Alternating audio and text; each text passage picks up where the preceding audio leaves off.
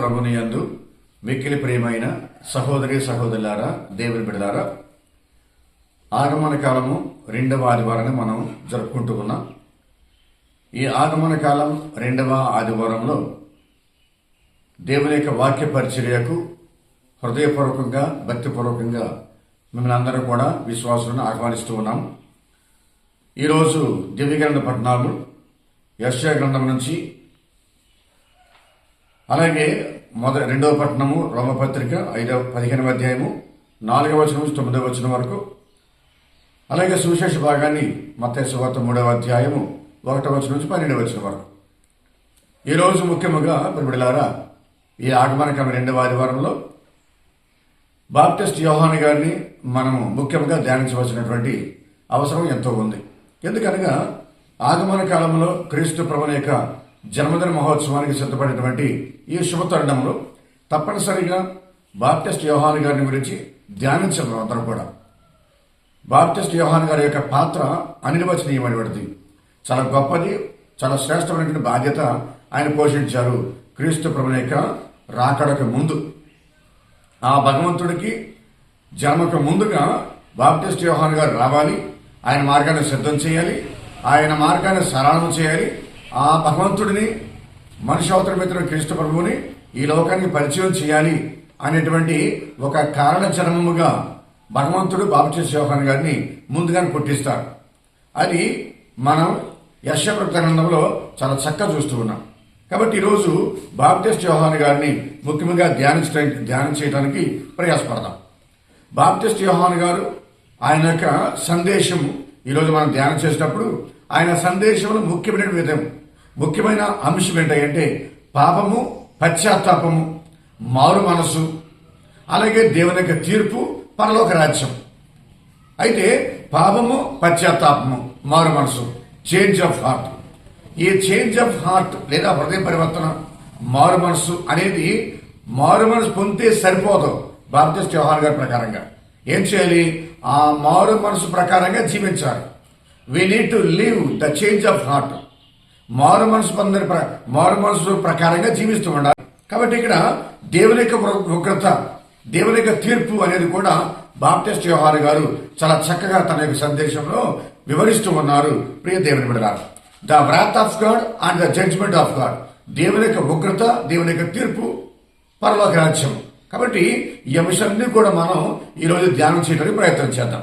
అయితే బాప్టిస్ట్ యోహాను గారి యొక్క జీవితాన్ని, ఆయన యొక్క ప్రాముఖ్యతను ధ్యానించేటప్పుడు మనం ముఖ్యంగా 4 అంశాలు ధ్యానం చేసుకోవాలి. ముందుగా ఏంటంటే బాప్టిస్ట్ యోహాను గారు చేసినటువంటి సందేశం, హిస్ మెసేజ్, ఆయన సందేశం. రెండవది బాప్టిస్ట్ యోహాను గారి యొక్క అధికారం, హిస్ అథారిటీ. మరి మూడవది బాప్టిస్ట్ యోహాను గారు ఇచ్చినటువంటి జ్ఞానస్థానం, హిస్ బాప్టిజం. మరి నాలుగవది బాప్టిస్ట్ యోహాను గారు చూపించినటువంటి విధేయత and his obedience. His message, his authority, his baptism and his obedience. కాబట్టి ఈ 4 అంశాలని మనం చక్కగా వివరించుకుంటూ, గ్రహించుకుంటూ మనం ముందుకు సాగుదాం. ముందుగా ఆయన సందేశం. బాప్టిస్ట్ యోహాను గారు ఈ లోకానికి ముందుగా ఇశ్రాయేలు ప్రజలకు ఇచ్చిన సందేశం ఏమిటంటే, ప్రియబిడ్డలారా, సహోదరి సహోదరులారా, బాప్టిస్ట్ యోహాను గారు ఒక ప్రవక్తగా వెలయటానికి ముందు, పంపించబడటానికి ముందు 400 సంవత్సరాలు పట్టింది. అనగా ఇశ్రాయేలు ప్రజలకు ఒక ప్రవక్త యొక్క స్వరాన్ని వినటానికి 400 సంవత్సరాలు పట్టింది. ఈ 400 సంవత్సరాల్లో భగవంతుడు ఏ ప్రవక్తను కూడా పంపించిన ఇశ్రాయేలు ప్రజల దగ్గరికి. కాబట్టి ఈ బాప్టిస్ట్ యోహాను గారి యొక్క సందేశం, ఆయన వాయిస్, ఆయన స్వరం అనేది ప్రియబిడ్డలారా ఇశ్రాయేలు జాతిని, ఇశ్రాయేలు నేషన్ని ఒక రివైవల్కి దారితీసింది, ఒక నూతనీకరణకి దారితీసింది, ఒక మంచి మార్గానికి దారితీసింది. యేసు ప్రభువునికి రాకడగా సిద్ధం చేసేలాగా ఆయన యొక్క స్వరము, ఆయన సందేశము గొప్ప ప్రాధాన్యత సంతరించుకుంది. ప్రియ సహోదరి సహోదరులారా, కాబట్టి ఆయన సందేశములో, ఆయన ప్రసంగాల్లో ప్రధానమైన విషయాలు ఏంటంటే పాపము, పశ్చాత్తాపము, మారు మనసు, దేవుని యొక్క ఉగ్రత, దేవుని యొక్క తీర్పు, పరలోక రాజ్యం. కాబట్టి ఈ అంశాలన్నీ కూడా ఆయన సందేశంలో మనం చూస్తూ ఉన్నాం. ప్రియబిడ్డలారా, సహోదరి సహోదరులారా, కాబట్టి ఇశ్రాయేలు ప్రజలు, యోధా ప్రజలు పాపాన్ని విడిచిపెట్టాలి, పశ్చాత్తాపడాలి, మారు మనసు పొందాలి, దైవరాజ్యాన్ని పొందుకోవాలి. దేవుని తీర్పులో వాళ్ళందరూ కూడా నిజాయితీగా, నీతిగా నిలబడాలి. అదే బాప్టిస్ట్ యోహాను గారి యొక్క గొప్ప సందేశం. ప్రియబిడ్డలారా, సహోదరి సహోదరులారా, కాబట్టి హృదయ పరివర్తన చెందుతూ ఆ హృదయ పరివర్తన ప్రకారంగా జీవించాలి. ఆ హృదయ పరివర్తనను ప్రతిరోజు కూడా జీవిస్తూ ఉండాలి. అదే బాప్టిస్ట్ యోహాను గారి యొక్క సందేశంలో ప్రధానమైన భాగం. ప్రియబిడ్డలారా, కాబట్టి ఆ హృదయ పరివర్తన right heart, the fruits of the repentant heart, the fruits of the change of heart, అవి తప్పనిసరిగా ఉండాలి. అందుకని మత్తయి సువార్త 3వ అధ్యాయంలో 8వ వచనం మనం చూస్తూ ఉన్నాం. ఏమని? చదవండి ఒకసారి. మీరు హృదయ పరివర్తనములకు తగిన మేలు పనులు చేయుడు. కాబట్టి ఎక్కడి నుంచి కూడా మీరు హృదయ పరివర్తన చెంది మారు మనసు పొంది పశ్చాత్తాపడి ఇక ఆ మారు మనసుకు తగిన ఫలాలు మీరు కాయాల, పనులు మనం చేయాల. కాబట్టి ఈ వాక్యం అనేది మనకు కూడా వర్తిస్తుంది. క్రైస్తవులముగా, కథోలికులముగా, దేవుని విశ్వాసులముగా, సంఘ సభ్యులముగా మనం చలామణి అవుతున్నాం. కానీ ఆ మారు మనసుకు, ఆ పశ్చాత్తాప హృదయానికి, క్రైస్తవులుగా, కథోలికులుగా జీవించడానికి తగిన పనులు మనం చేయలేకపోతున్నాం, తగిన ఫలాలు మనం కాయలేకపోతున్నాం. We're not able to bear the fruits of the change of heart. హృదయ పరివర్తనకు సంబంధించిన ఫలాలు మనం కాయలేకపోతున్నాం. కాబట్టి ఆ ఫలాలు మనం కాయాల.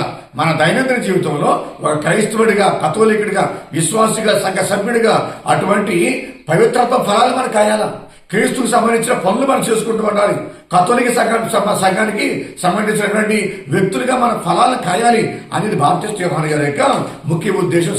సందేశంలో ప్రధానమైన అంశం. ప్రియబిడ్డలారా, సహోదరి సహోదరులారా, బాప్టిస్ట్ యోహాను గారు యోర్దాను నదిలో జ్ఞానస్నానం ఇచ్చే సమయంలో అనేక మంది జనం వచ్చారు, తండోపతండాలుగా వచ్చారు. అన్ని రకాల వారు, అన్ని వర్గాల వారు, అన్ని జాతుల వారు అందరూ కూడా వచ్చారు. సంఘమైనటువంటి అన్ని వర్గాల వారు కూడా వచ్చారు బాప్టిస్ట్ యోహాను గారి దగ్గరికి, యోర్దాను నదికి. ఎందుకని? పశ్చాత్తాపడదామని, పాపక్షమాపణ పొందుకుందామని. అలాగే కొంతమంది ఏమో బాప్టిస్ట్ యోహాను గారు యోర్దాను నదిలో ఏం చేస్తున్నారు, ఆ జ్ఞానస్నానం ఎలా చేస్తున్నారు, ఎంతమంది వచ్చారు, ఏం జరుగుతుంది అక్కడ చూద్దామని చెప్పని తండోపతండాలుగా జనం వచ్చారు ఆయన దగ్గరికి. వారితో పాటుగా, అందరితో పాటుగా సుంకర్లు కూడా వచ్చారు. ముఖ్యంగా సుంకర్లు వచ్చారు, పాపాత్ములు వచ్చారు. వచ్చి వారు మారు మనసు పొందుకుంటూ పశ్చాత్తాపడుతూ యేసుప్రభుని యొక్క రాకడకు తమను సిద్ధపరచుకుంటూ ఉన్నారు. మెస్సియాను స్వీకరించడానికి, రక్షణను స్వీకరించడానికి తమను తాము మార్చుకుంటూ ఉన్నారు.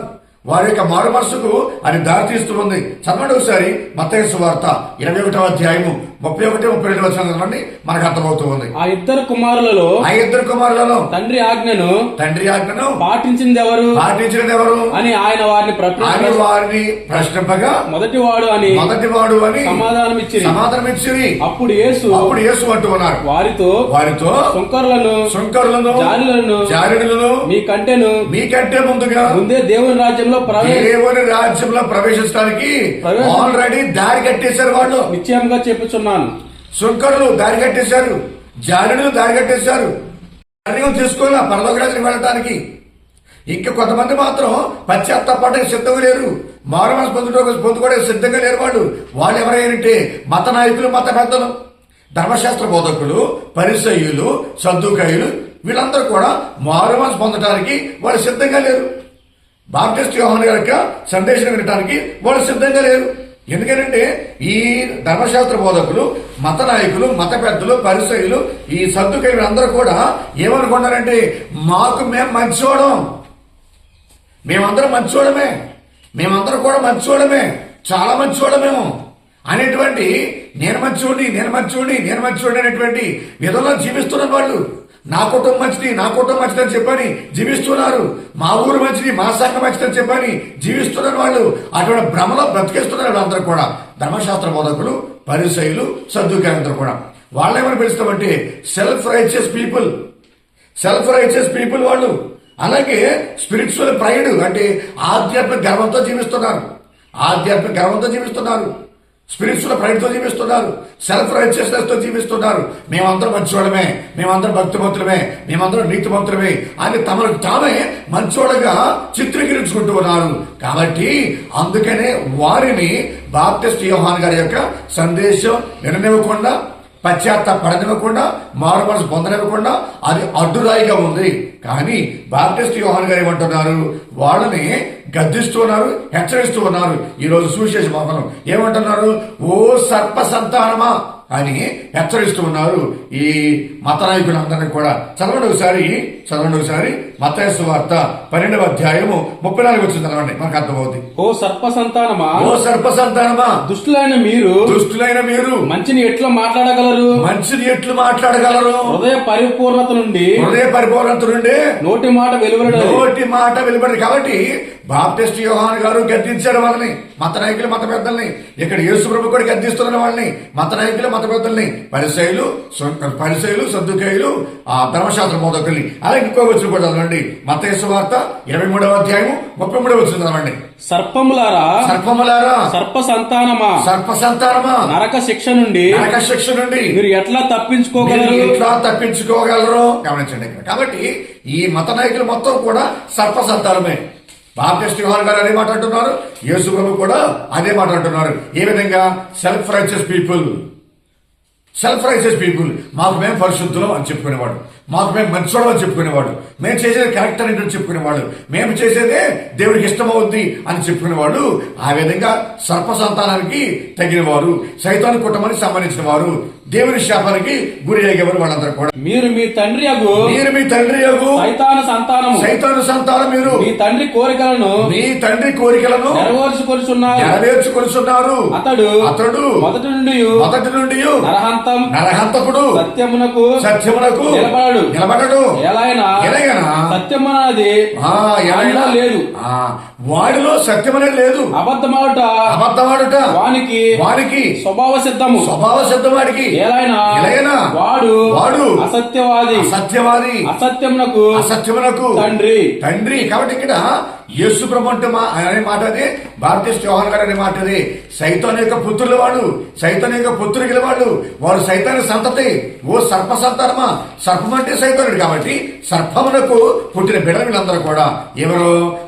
తమకు తామే నీతిమంతులుగా, పరిశుద్ధులుగా, మంచివాళ్ళగా చిత్రీకరించుకుంటూ మారు మనసు మాకు అక్కర్లేదు, పశ్చాత్తాపం మాకు అవసరం లేదు అని తమను తామే సమర్థించుకునే వాళ్ళని సర్ప సంతానం అని ఇక్కడ బాప్టిస్ట్ యోహాన్ గారు అంటూ ఉన్నారు, యేసు ప్రభు కూడా అంటూ ఉన్నారు. కాబట్టి ఇక్కడ మనం గమనించే విషయం ఏంటంటే పరిసయ్యులు ఎవరై అంటే సాంప్రదాయవాదులు వాళ్ళు.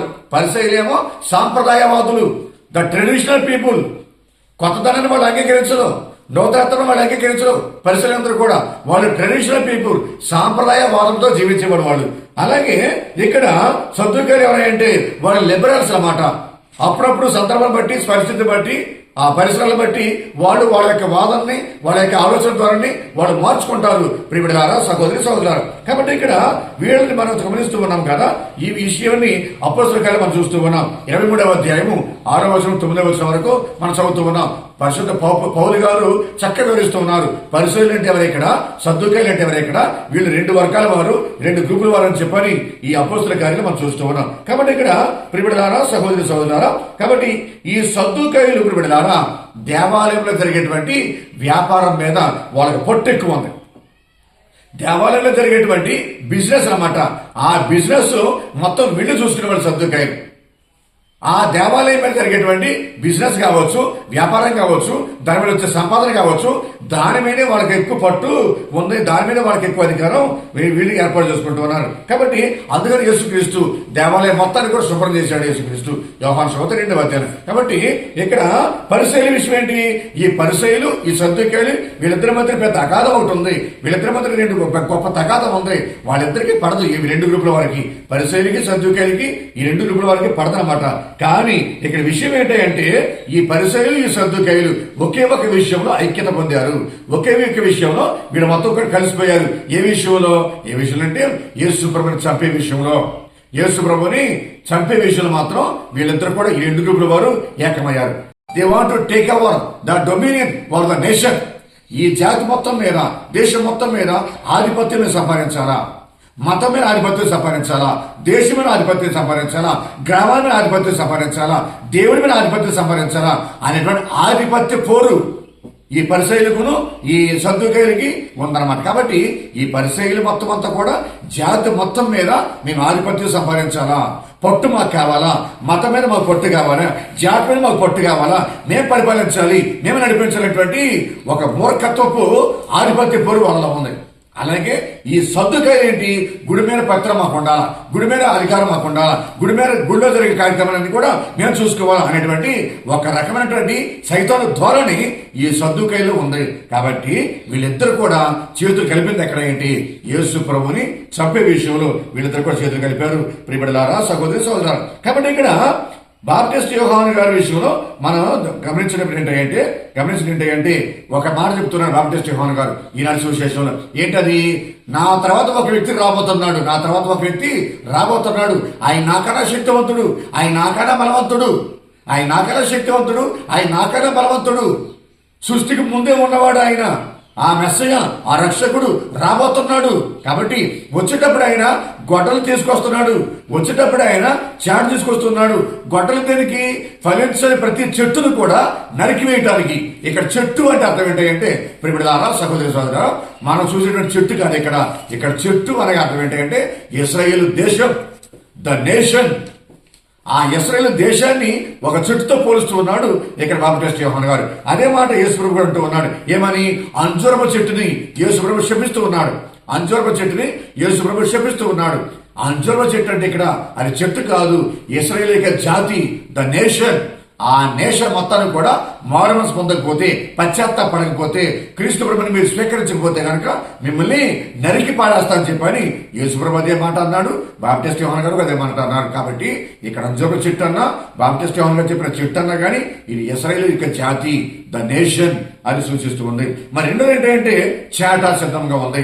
చేట ఎందుకు, ఫలించిన ప్రతి చెత్త, ఫలించిన ప్రతి తుప్పు అది అంతా కూడా, ఈ చెత్త, ఈ చెదారం, ఈ గడ్డి, ఈ ధూళి మొత్తాన్ని కూడా, పొట్టు మొత్తాన్ని కూడా, తాలు తప్పల మొత్తాన్ని కూడా తూర్పార పట్టేసి అగ్గిలో తగలవేయడానికి రాబోయే రక్షకుడు వస్తున్నాడు అనే విషయాన్ని ఇక్కడ బాప్టిస్ట్ యోహాను గారు అంటూ ఉన్న ప్రియబిడ్డలారా, సహోదరి సోదరులు. కాబట్టి ఇక్కడ బాప్టిస్ట్ యోహాను గారి యొక్క సందేశాన్ని మనం మొదటి అంశంగా మనం ధ్యానం చేసుకున్నాం. ఇప్పుడు రెండవ అంశంలోకి వెళ్తూ ఉన్నాం.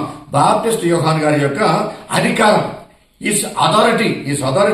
ఈ విషయాన్ని మనం ఈ రోజు సువిశేషంలో 3వ వచనం 4వ వచనాన్ని మనం ధ్యానం చేస్తే అర్థమవుతుంది. యెషయా ప్రవక్త యొక్క ప్రవచనాన్ని బాప్టిస్ట్ యోహాను గారు పరిపూర్తి చేస్తున్నారు. యెషయా ప్రవక్త బాప్టిస్ట్ యోహాను గారి గురించి ఏదైతే తన యొక్క గ్రంథాలు రాసుకున్నారో ఆ ప్రవచనాన్ని సంపూర్తిగా నెరవేర్చిన వారే బాప్టిస్ట్ యోహాను గారు. చదవండి ఒకసారి యెషయా గ్రంథము 40వ అధ్యాయము 3వ వచనం చదవండి ఒకసారి. ఒక శబ్దమెట్ల పలికెను, ఎడారిలో ప్రభువునకు మార్గము సిద్ధము చేయుడు, మరుభూమిలో మన దేవునికి రాజపదములను తయారు చేయుడు. కాబట్టి ఇక్కడ యెషయా ప్రవక్త ప్రవచించిన ప్రవచనాన్ని చక్కగా నెరవేర్చిన వ్యక్తి ఎవరంటే మన బాప్టిస్ట్ యోహాను గారు. కాబట్టి ఇక్కడ కాలము సంపూర్ణమైనప్పుడు మెస్సయా ఈ లోకానికి వస్తాడు. మెస్సయా రాకముందు ఏలియా ప్రవక్త ఈ లోకం ఉదయిస్తాడు. ఆ ఏలియా ప్రవక్త వచ్చిన తర్వాత ఆయన యొక్క మార్గాన్ని సరళం చేస్తాడు అనే అంశాన్ని ఇక్కడ యెషయా ప్రవక్త ముందుగా చెప్పారు. అంటే ఏంటి, ఇక్కడ ఏలియా ప్రవక్త రావడం అంటే ఏలియా ప్రవక్త మళ్ళీ పుట్టడం కాదు. ఇక్కడ ఏలియా ప్రవక్త యొక్క ఆత్మను, శక్తిని పొంది బాప్టిస్ట్ యోహాను గారు పుడతారు ఈ లోకంలో. బాప్టిస్ట్ యోహాను గారు జన్మిస్తారు ఈ లోకంలో. ఏలియా యొక్క శక్తిని, ఏలియా ఆత్మను కలిగి పుడతాడు బాప్టిస్ట్ యోహాను గారు అనే విషయాన్ని ఇక్కడ మనం గ్రహించాలి. ఇదే విషయాన్ని మనం చూస్తూ ఉన్నాం. గమనించండి, ఇక్కడ లోకాసు వార్త 1వ అధ్యాయము 17వ వచనం చదవండి. అతడు ఏలియా ఆత్మయును శక్తివంతమును శక్తిని గలవాడై ప్రభువునకు ముందుగా నడుచును. ఇక్కడ ఏలియా ఆత్మ, ఏలియా శక్తి పొందుకొని బాప్టిస్ట్ యోహాను పుడతాడు ఈ లోకంలో. కాబట్టి ఇక్కడ పుట్టేది బాప్టిస్ట్ యోహానే, ఏలియా కాదు. మళ్ళీ ఇంకొక మాట ఏంటంటే ఏలియా ప్రవక్త ఏ విధంగా అయితే వస్త్రధారణ చేసి ఉన్నాడో అదే విధంగా ఈ బాప్టిస్ట్ యోహాను గారు కూడా అదే రకమైన వస్త్రధారణ ఆయన పొందుకున్నాడు, అదే రకమైన వస్త్రధారణ ఆయన ధరించి ఉన్నాడు. అదే విధంగా ఏలియా ప్రవక్త ఏ విధమైనటువంటి ప్రసంగాలు చెప్పారో, ఏ విధమైనటువంటి ప్రబోధన చేశారో, ఏ విధమైన ప్రవచనాలు చేశారో అన్ని కూడా యాజ్ ఇట్ ఈజ్ సేమ్ అదే విధంగా ఏలియా ప్రవక్త చెప్పిన ప్రవచనాలు, ప్రసంగాలు బట్టే ఈయన కూడా బాప్టిస్ట్ యోహాను గారికి ప్రసంగాలు చెప్పాడు. ఏ విధంగా మనం చూస్తున్నాం 2వ రాజుల గ్రంథంలో 1వ అధ్యాయము 8వ వచనం చూస్తూ ఉన్నాం. వారు అతడు గొంగలి కప్పుకొని తోలు నడికట్టు కట్టుకుని ఉండును అని చెప్పిరి. ఆ మాటలకు రాజు అతడు ఏలియా ఉండెను అని పలికెను. ఇక్కడ ఏలియా ఏ విధంగా అయితే ప్రవక్త ఏ విధంగా అయితే వస్త్రధారణ చేసి ఉన్నాడో, ఏ విధమైన ఆత్మ కలిగి ఉన్నాడో, ఏ విధమైన శక్తిని పొందుకున్నాడో, అదే విధంగా బాప్టిస్ట్ యోహాను గారు కూడా అదే విధంగా జీవించారు. ఇంకా ఏలియా ప్రవక్త ఏ విధంగా అయితే దేవుని యొక్క తీర్పును, దేవుని యొక్క ఉగ్రతల గురించి ఇశ్రాయేలు ప్రజలకు బోధించారో, అలాగే బాప్టిస్ట్ యోహాను గారి యొక్క కూడా దేవుని యొక్క ఉగ్రతను అదే విషయం చూస్తూ ఉన్నాం. ప్రియబిడ్డలారా, సహోదరులు, కాబట్టి ఇక్కడ ఏలియా ప్రవక్త ఏ విధంగా అయితే రోషంతోనూ పౌరుషంతోనూ జీవించాడు, అలాగే బాప్టిస్ట్ యోహాను గారు కూడా రోషంతోనూ పౌరుషంతోనూ ఆయన జీవించాడు. కాబట్టి పాత నిబంధనలో ఆఖరిగా వచ్చిన ప్రవక్త ఎవరైంటి? బాప్టిస్ట్ యోహాను గారు. ప్రవక్తలందరిలో కూడా గొప్ప ప్రవక్త ఎవరైంటి? బాప్టిస్ట్ యోహాను గారు. He is the last prophet and he is the greatest prophet in the Bible. చదవండి ఒకసారి లూకాసు సువార్త 16వ అధ్యాయం 16వ వచనం చదవండి. యోహాను కాలం వరకు మోషే ధర్మశాస్త్రము ప్రవక్తల ప్రవచనములు ఉన్నవి. ఆనాటి నుండి దేవుని రాజ్యం సువార్త ప్రచారము చేయబడుతూనే ఉన్నది. గమనించండి, ఇక్కడ is the last prophet Baptist Yohanu గారు, ఆఖరి ప్రవక్త. Is the greatest prophet Baptist Yohanu గారు, అందరికీ గొప్ప ప్రవక్త. చదవండి ఒకసారి మత్తయి సువార్త 11:11 వచ్చును. మత్తయి 11:11. అందరిలో కూడా గొప్పవాడు. ఈ మాట యేసు ప్రభు అంటూ ఉన్నాడు. 2వ త్రిత్వైక సర్వేశ్వరుడు మానవులందరిలో స్నాపకుడగు యోహాను కంటే అధికుడు వాడెవడు పుట్టలేదని. అధికుడు ఎవడో కూడా లేడు, పుట్టలేదు, పుట్టబోడు కూడా. బాప్టిస్ట్ యోహాను గారే అందరికన్నా గొప్పవాడు. ఆయనకన్నా గొప్పవాడు ఇంకెవరో కూడా పుట్టడు కూడా అనే మాట స్వయంగా క్రీస్తు భగవంతుడు మెస్సగా ఉంటాం అనే మాట. ప్రియబిడ్డలారా, సహోదరులు, కాబట్టి ఇక్కడ ఇది 2వ అంశము. ఏంటది? బాప్టిస్ట్ యోహాను గారి యొక్క అధికారాన్ని గురించి మనం ధ్యానం చేసుకున్నాం. మరి 3వ అంశము బాప్టిస్ట్ యోహాను గారి గురించి ఏంటంటే 3వ అంశముగా అతని జ్ఞానస్థానం ఈజ్ బాప్టిజం. కాబట్టి ఆయన బాప్టిజం గురించి మనం ధ్యానం చేస్తూ ఉన్నాం. 2వ అంశంలో ఒక మాట మీకు చెప్తాను. ఏంటంటే మనమందరం కూడా అనుకుంటూ ఉంటాం, నేనే గొప్ప అని చెప్పి అనుకుంటూ ఉంటాం. కానీ భగవంతుడు చెప్పాలి మన గొప్పతనాన్ని గురించి. మనకు మనమే గొప్పడం అనుకోవటం అది అసత్యం, అది నమ్మదగింది కాదది. మనకు మనమే గొప్పవాళ్ళగా ప్రకటించుకోవటం, మనకు మనమే నీతిమంతులుగా ప్రకటించుకోవటం, మనకు మనమే పరిశుద్ధులుగా ప్రకటించుకోవటం అనేది అది ఒక పాపం, అనేది అది ఒక ప్రమాదం. It's very danger. మన ఆధ్యాత్మిక జీవితానికి అది ఒక ప్రమాదమైనటువంటి హెచ్చరిక అది. కాబట్టి అలా చెప్పుకోకూడదని చెప్పని ఈరోజు చెప్తున్నారు. కాబట్టి మనకన్నా గొప్పవాళ్ళు, మనకన్నా కీర్తి ప్రతిష్ట గల వాళ్ళు చాలా మంది ఉన్నారు. నేను ఒక్కడిని అందరికన్నా తక్కువ, I'm the least person, I'm the last person అనే విధంగా మనం తగ్గించుకోవాలి అని భగవంతుడు ఈరోజు బాప్టిస్ట్ యోహాను గారి ద్వారా మనకు తెలియజేస్తున్నాడు. ప్రియబిడ్డలారా, సహోదరులు. కాబట్టి ఇక్కడ 3వ అంశంగా మనం చూస్తూ ఉన్నాం. బాప్టిస్ట్ యోహాను గారి జ్ఞానస్థానం ఈజ్ బాప్టిజం. ఈ విశ్వాసంతో ఉన్న వారందరూ కూడా యోధా మతంలో జాయిన్ అవడానికి, యోధా మతంలో చేరటానికి ఈ యూదులందరూ కూడా చేసేవాళ్ళు అన్యులకి బాప్టిజం ఇచ్చి యోధా మతంలోకి వారిని ఆహ్వానించేవాడు. కానీ ఇక్కడ బాప్టిస్ట్ యోహాను గారు యూదులకే బాప్టిజం ఇస్తూ ఉన్నారు. యూదులేమో అన్యులకి బాప్టిజం ఇచ్చి వారు యోధా మతంలోకి ఆహ్వానించేవారు. కానీ ఇక్కడ బాప్టిస్ట్ యోహాను గారు యూదులకే బాప్టిజం ఇస్తూ ఉన్నారు. ఎందుకని? యూదులు ఇంకా మారు మనసు పొందాలి, పశ్చాత్తాపడాలి, పాపాలు విడిచిపెట్టాలి. జాతి మొత్తం కూడా నాశనం అయిపోయింది. ఇశ్రాయేల్ జాతి మొత్తం కూడా పాపాంధకారంలో మునిగిపోయింది. కాబట్టి ముందు యూదులు పశ్చాత్తాపడాలి, మారు మనసు పొందాలి అనే విషయాన్ని మనం గమనిస్తూ ఉన్నాం. ప్రియబిడ్డలారా, సహోదరులారా. కాబట్టి ఇక్కడ పరలోకం నుండి పొందుకున్నటువంటి అధికారపూర్వకమైనటువంటి జ్ఞానస్థానం బాప్టిస్ట్ యోహాను గారు ఇచ్చింది. బాప్టిస్ట్ యోహాను గారు ఇచ్చినటువంటి జ్ఞానస్థానం యోర్దాను నదిలో అది మానవులు ఇచ్చిన జ్ఞానస్థానం కాదు.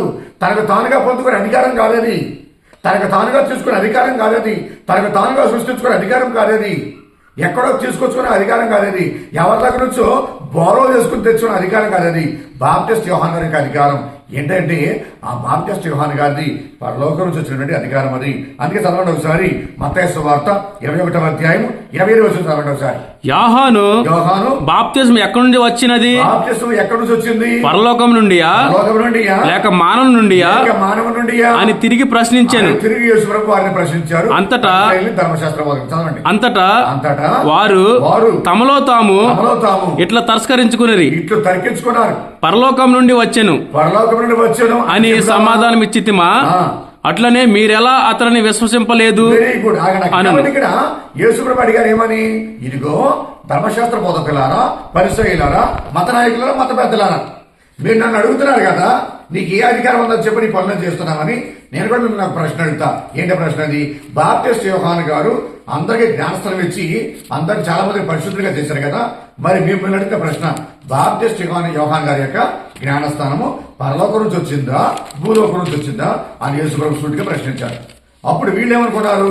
ఈ మత నాయకులు, మత పెద్దలు పరలోకం నుండి వచ్చింది అని చెబుదామా? అప్పుడు యేసుప్రభు మళ్ళీ తిరిగి ప్రశ్నిస్తాడు. ఏమని? పరలోకం నుండి వచ్చిందని చెప్పి మీరు అంటారు కదా, మరి మీరు ఎందుకు ఆయన నమ్మలేదు? మీరెందుకు ఆయన వాక్యాన్ని వినలేదు, ఆయన ప్రసంగాలు వినలేదు, విని పశ్చాత్తాపడలేదు అని మళ్ళీ తిరిగి ప్రశ్నిస్తాడు. భూలోకం నుంచి వచ్చిందని చెబుతామా? అప్పుడు ప్రజలందరూ కూడా బాప్టిస్ట్ యోహాను గారు ఒక ప్రవక్తని, నీతిమంతుడని, దేవుని దగ్గర నుంచి వచ్చాడని ప్రజలందరూ నమ్ముకున్నారు. ప్రజల నుంచి ప్రమాదం పొంచి ఉంది. కాబట్టి ఏమీ సమాధానం చెప్పకుండా ఆ మత నాయకులు, మత పెద్దలు మౌనంగా ఉండిపోయారు. కాబట్టి ఇక్కడ బాప్టిస్ట్ యోహాను గారు ఇచ్చిన జ్ఞానస్నానం అనేది పరలోకం నుంచి వచ్చిన జ్ఞానస్నానం, అది పరలోకం నుండి పొందుకున్నటువంటి రక్షణాత్మక జ్ఞానస్నానం. అది పాప పశ్చాత్తాపానికి, మెస్సియాను స్వీకరించడానికి సూచించేటువంటి ఉపయోగపడే జ్ఞానస్నానం ఇది. పాపాలు పరిహరించడం కోసం, పాప పశ్చాత్తాపం పొందడం కోసం, మరియు రాబోయే మెస్సయాను, రాబోయే క్రీస్తు ప్రభువుని, రాబోయేటువంటి రక్షకుడిని పొందుకోవడానికి, స్వీకరించడానికి ఉపయోగపడేటువంటి జ్ఞానస్నానం అది. అందుకనే అపోస్తలుల కార్యం 19వ అధ్యాయం 3వ వచనం మనం చూస్తూ ఉంటాం. చదవండి ఒకసారి. అట్లయినా ఎట్టి బాప్తిస్మం మీరు పొందుకున్నారు అని పౌలు వారిని అడగగా యోహాను బాప్తిస్మం అని వారు జవాబిచ్చారు. బాప్తిస్మం మేము పొందుకున్నామని వారు సమాధానం ఇచ్చారు. అప్పుడు పౌలు గారు అంటున్నారు, యోహాను గారు ఇచ్చిన బాప్తిస్మం అనేది మెస్సియాను స్వీకరించడానికి, ఆ రోజుల్లో పాపక్షమాపణ పొందుకోవడానికి, మెస్సియాను స్వీకరించడానికి, హృదయ పరివర్తన పొందుకోవడానికి ఆ రోజుల్లో ఉపయోగపడుతుంది ఆ జ్ఞానస్నానం. కానీ ఇప్పుడు అది ఉపయోగపడదు. ఇప్పుడు మీకు కావాల్సింది ఆత్మచేత, శక్తి చేత, అగ్ని చేత, తెత్రయేసు నామంలో మీరు జ్ఞానస్నానం పొందుకోవాలి. అప్పుడే మీకు రక్షణ లభిస్తుంది, పవిత్రాత్మ సర్వేశ్వరుడు మీ మీదకి దిగి వస్తాడు అని పరిశుద్ధ పౌలు గారు అంటూ ఉన్నారు. కాబట్టి ఇక్కడ పరిశుద్ధమైనటువంటి బాప్టిస్ట్ యోహాను గారి జ్ఞానస్నానం అనేది పాప పశ్చాత్తాపం కోసం ఆనాడు, ప్రాయశ్చిత్తం కోసం ఆనాడు, క్రీస్తు ప్రభుకి ముందు క్రీస్తు ప్రభుని పొందుకోవడానికి, క్రీస్తు ప్రభుని స్వీకరించడానికి ఆయన జ్ఞానస్థానము ఆ విధంగా ఉపయోగపడింది. కాబట్టి ఇక్కడ బాప్టిస్ట్ యోహాను గారి యొక్క జ్ఞానస్థానంలో 2 అంశాలు దాగి ఉన్నాయి. మొదటి అంశం ఏంటంటే ప్రిపేరింగ్, అండ్ రెండవ అంశం ఏంటంటే ప్రెసెంటింగ్. Preparing and presenting. ఏంటి ప్రిపేరింగ్ అంటే ఏంటి? ఆనాటి యోధా ప్రజలను, ఆనాటి ఇశ్రాయేలు ప్రజలందరినీ, ఆనాటి ఇశ్రాయేలు జాతి మొత్తాన్ని కూడా రాబోయే మెస్సియాను, రాబోయే క్రీస్తును, రాబోయేటువంటి ఇమ్మానుయేలు దేవుణ్ణి స్వీకరించడానికి ప్రజలందరినీ కూడా ప్రిపేర్ చేశాడు బాప్టిస్ట్ యోహాను జ్ఞానస్నానం మెచ్చుకుంటూ. మరి రెండోది ఏంటి? ప్రెసెంటింగ్. ఏంటి ప్రెసెంటింగ్ అంటే అర్థం ఏంటి? వచ్చినటువంటి యేసుక్రీస్తును, వచ్చినటువంటి మెస్సయాను, వచ్చినటువంటి రక్షకుడిని ప్రెసెంట్ చేయాలి. ఎవరికి ప్రెసెంట్ చేయాలి? ఈ should present Jesus Christ to the nation.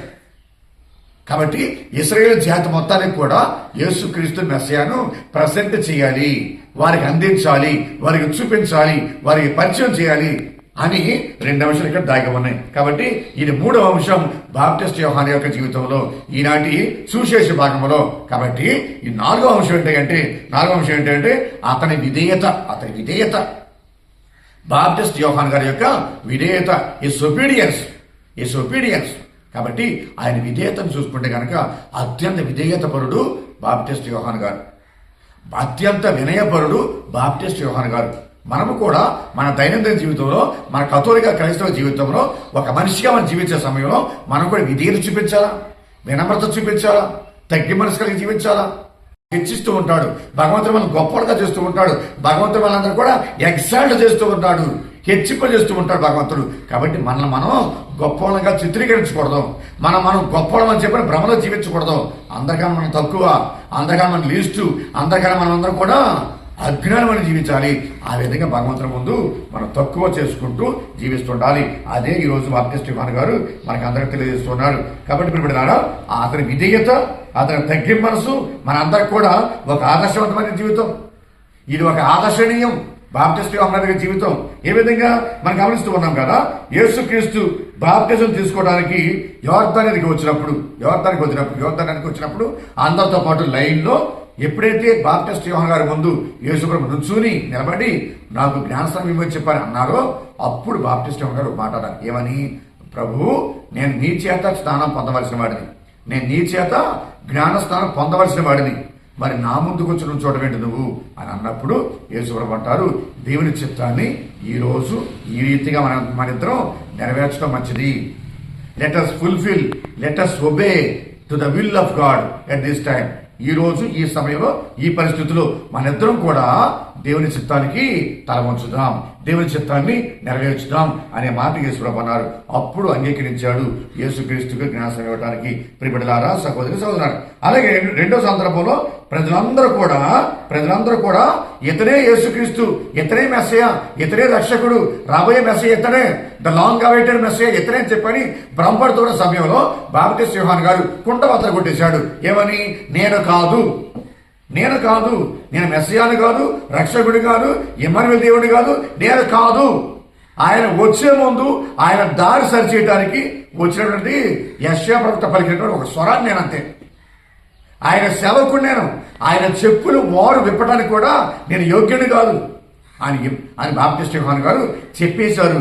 అది తన యొక్క విధేయతకు, తన యొక్క వినమ్రతకు, తగ్గి మనసుకు తార్కాణం. ప్రియబిడ్డలారా, సహోదరి సోదరులారా, ఇంకొక సందర్భంలో అయ్యా ప్రజలందరూ కూడా ఆయన వద్దకు వెళ్తూ ఉన్నారు, ఆయన కూడా జ్ఞానస్నానం ఇస్తూ ఉన్నాడు. మీరు ఎవరి గురించి అయితే బోధించారో, ఎవరి గురించి అయితే గొప్పగా చెప్పారో, ఆయనే మెస్సయ్య, ఆయనే క్రీస్తు, ఆయన మీకు దూరంలో జ్ఞానస్నానం ఇస్తున్నాడు. ఎక్కడ? యోర్దాను నదిలో. జనమంతా కూడా అక్కడికి వెళ్తున్నారు, జనమంతా ఆయన దగ్గరికి వెళ్తున్నారు అని అంటే కొంతమంది అప్పుడు బాప్టిస్ట్ యోహాను గారు అంటున్నారు, ఏమన్నారు? అదిగో అందరూ కూడా ఆయన దగ్గరికి వెళ్ళాలి, ఆయన హెచ్చింపబడాలి, నేను తగ్గింపబడాలి. ఆయన గొప్పోడు, నేను అల్పుడిని. ఆయన అధికుడు, నేను అల్పుడిని. ఆయన పరలోకం నుంచి వచ్చాడు, నేను భూలోకం నుంచి వచ్చాను. కాబట్టి ఆయనతో నాకు కోరిక లేదు. ఆయన ఆత్మస్వరూపుడు, నేను మట్టివాడిని, ఒట్టివాడిని. యోహాను గారి యొక్క తగ్గింపు మనసు, వినమ్రత, విధేయత భగవంతుని ముందు ఎంతగానో తగ్గించుకున్నాడు. అందుకని యేసుక్రీస్తు అతనిని అధికుడిగా చేసి ఉన్నాడు. కాబట్టి ఈ ఆగమన కాలం రెండవ ఆదివారంలో ధ్యానం చేసినటువంటి సందేశం ఏంటంటే, మనము కూడా క్రీస్తు భగవంతుని స్వీకరించేటప్పుడు, క్రీస్తు ప్రభుని స్వీకరించే ముందు, క్రిస్మస్ పండుగకు సిద్ధపడే సమయంలో వినయం మనకు ఉండాలా, విధేయత మనకు ఉండాలా, తగ్గి మనసు ఉండాలా, పశ్చాత్తాపం ఉండాలా, ప్రాయశ్చిత్తం ఉండాలా, పాపాలు వదిలిపెట్టేయాలి, చేంజ్ ఆఫ్ హార్ట్ రావాలి, హృదయ పరివర్తన రావాలి, హృదయం మారాలి. ఆ మార్పును మన దైనందిన జీవితంలో జీవిస్తూ ఉండాలా. దేవుని ఉగ్రతకు మనకు గురి కాకూడదు, దేవుని కోపానికి మనకు గురి కాకూడదు, దేవుని శిక్షకు మనకు గురి కాకూడదు, దేవుని శాపానికి మనకు గురి కాకూడదు. క్రిస్మస్ పండుగ సిద్ధమై మనం అందరం కూడా ఆ ప్రభు తీసుకొచ్చినటువంటి సంతోషం, ఆనందం, శాంతి, సమాధానాలు ఇవన్నీ కూడా మనం పొందుకోవాలంటే తప్పనిసరిగా మనం అందరం కూడా ఆయన చిత్త ప్రకారంగా జీవిస్తూ ఉండాలి, ఆయన మాట ప్రకారంగా జీవిస్తూ ఉండాలి. అందుకు తగిన జీవితాన్ని మనం జీవిస్తూ ఉండాలి. అదే భగవంతు ఈరోజు ఈ రెండవ ఆగమన కాలపు ఆదివారంలో భగవంతుడు మనం చెప్తున్నాడు. కాబట్టి ఈరోజు సువిశేషాన్ని, ఈరోజు ఈనాటి వాక్యాన్ని ముగిస్తూ ఉన్నాం. కాబట్టి చివరిగా చెప్పే మాట ఏంటంటే, ఈరోజు ఈ ఆదివారంలో ఈ వాక్యం ధ్యానాంశంలో మూడు ప్రమాదాలు దాగి ఉన్నాయి. అందులో మొదటి ప్రమాదం ఏంటంటే ఫ్రూట్లెస్ లైఫ్, నిష్ఫలమైన జీవితం, ఫలితం లేని జీవితం, నిస్సారమైన జీవితం, అనవసరమైన జీవితాన్ని మనం కూడా జీవిస్తూ ఉన్నాం. ఏ విధంగా? క్రైస్తవులమని, కథోలికమని, విశ్వాసమని పైకి చెప్పుకుంటూ తిరుగుతున్నాం, కానీ మన జీవితంలో మాత్రం ఫలాలు లేవు, మన జీవితాల్లో మాత్రం దానికి తగినటువంటి క్రియలు లేవు మనకి. కాబట్టి అది ఫ్రూట్లెస్ లైఫ్, అది చాలా ప్రమాదమని పైకి చెప్పేది ఒకటి, నువ్వు జీవించే విధానం ఒకటి. కాబట్టి అది చాలా డేంజర్ అన్నమాట. అది మొదటి డేంజర్ అది. కాబట్టి రెండోది ఏంటంటే సెల్ఫ్ రైచియస్నెస్ అంటే అర్థం ఏంటి? మనల్ని మనం గొప్పవాళ్ళంగా చిత్రీకరించుకోవటం, మనల్ని మనం మంచోళ్ళగా చిత్రీకరించుకోవటం. సెల్ఫ్ రైచియస్నెస్, రిలీజియస్ ప్రైడ్, అది కూడా ఒక ప్రమాదమే. కాబట్టి ఈ రెండు ప్రమాదాలు. మరి మూడో ప్రమాదం ఏంటంటే పెత్తందరితనం చేయటం, పెత్తనం చెలాయించడం. పరిసయ్యులాగా, ధర్మశాస్త్ర బోధకులాగా, మత నాయకులాగా పెత్తనం అంటే దీని మీద మతం మీద మేము పెత్తనం చేయాలా, దేవాలయం మీద పెత్తనం చేయాలా, గ్రామాల మీద పెత్తనం చేయాలా అని పెత్తందరితనం, మన పెత్తనం చేయాలి, అధికారం చేజిక్కించుకోవాలి. ఇది కూడా ప్రమాదకరమే. ఇది కూడా మూడవ డేంజర్. ఈ మూడు డేంజర్స్ మన జీవితాలకి, ఆధ్యాత్మిక అంశాలకి ఇది చాలా ప్రమాదకరం. వీటిని అనుకుని దేవుని చిత్త ప్రకారం జీవిద్దాం. భగవంతుడి కృపకు పాత్రలమవుదాం. రాబోయేటువంటి మెస్సియా క్రీస్తు భగవంతుడు డిసెంబర్ 25వ తారీఖున మనం చేసేటువంటి దివ్య పూజ బలి, పాల్గొనే దివ్య పూజ బలి మనకు, మన కుటుంబాలకి దీవెనికరంగా, ఆశీర్వాదకరంగా బాప్టిస్ట్ యోహాన్ గారు ఏ విధంగా జీవించున్నారు అలాగే మనం జీవిద్దాం. ఆ భగవంతుడి కృప, ఆశీర్వాదం, దయా కనికరాలు, పాపక్షమాపణ ఆ భగవంతుడు చలని దేవుడు మనకందరికీ దయచేద్దాం.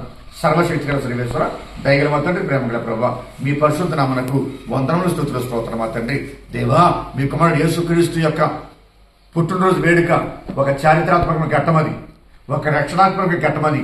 ఆ భగవంతుడి యొక్క పుట్టుకను స్మరించుకునేటువంటి క్రిస్మస్ పండుగ శుభ సందర్భంగా మేము తయారవుతూ సిద్ధపడుతూ ఉన్నాం ఈ 2వ ఆగమన కాలం ఆదివారం నుంచి. కాబట్టి మేమందరం కూడా చక్కని రీతిగా, సరైన రీతిగా నీతి, నిజాయితీ, ధర్మం, న్యాయం, సత్యం ఇవన్నీ కూడా మేము మా జీవితంలో జీవిస్తూ మారు మనసుకు తగిన ఫలాలను మేము ఫలింపజేస్తూ మా జీవితాలు ఒక ఆదర్శవంతమైన, ఒక చక్కనటువంటి రుజువర్తనగా జీవించే భాగ్యం మాకు దయచేయండి. మేమందరం కూడా మీ బిడ్డలుగా ఉండాలి, మీ కుమారులుగా, మీ కుమార్తెలుగా ఎదగాలి, మీ సంఘానికి తగిన బిడ్డలుగా జీవించాలి, మీ సహవాసానికి తగిన విధంగా జీవించాలి, క్రీస్తు సాక్షులుగా మేము జీవించాలి. ఆ విధంగా జీవింపచేయమని ప్రార్థిస్తూ ఉన్నాం. ఈ వాక్య పరిచర్య ద్వారాగా ఎంతో మంది మేలు పొందుకుంటున్నారు. అటువంటి వారందరూ కూడా ఇంకా ఎక్కువ దీవించండి.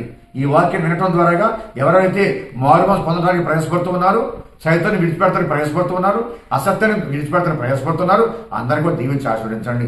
గర్భఫలం కోసం ప్రార్థిస్తూ ఉన్నాం, విద్యా జీవితం కోసం ప్రార్థిస్తూ ఉన్నాం, ఉద్యోగాల కోసం ప్రార్థిస్తూ ఉన్నాం, ఆరోగ్యం కోసం ప్రార్థిస్తూ ఉన్నాం, సంఘాల అనైక్యత కోసం ప్రార్థిస్తూ ఉన్నాం.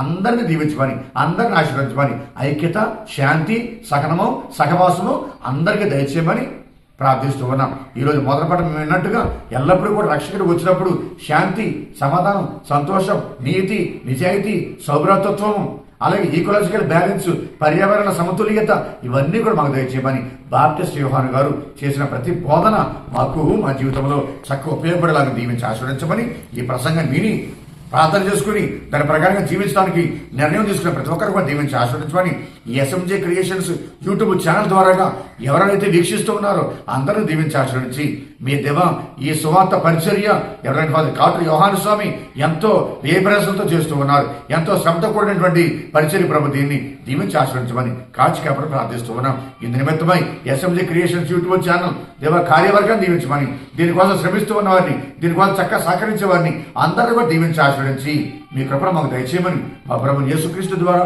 ఈ మనవి చేస్తున్నాము తండ్రి. ఆమేన్.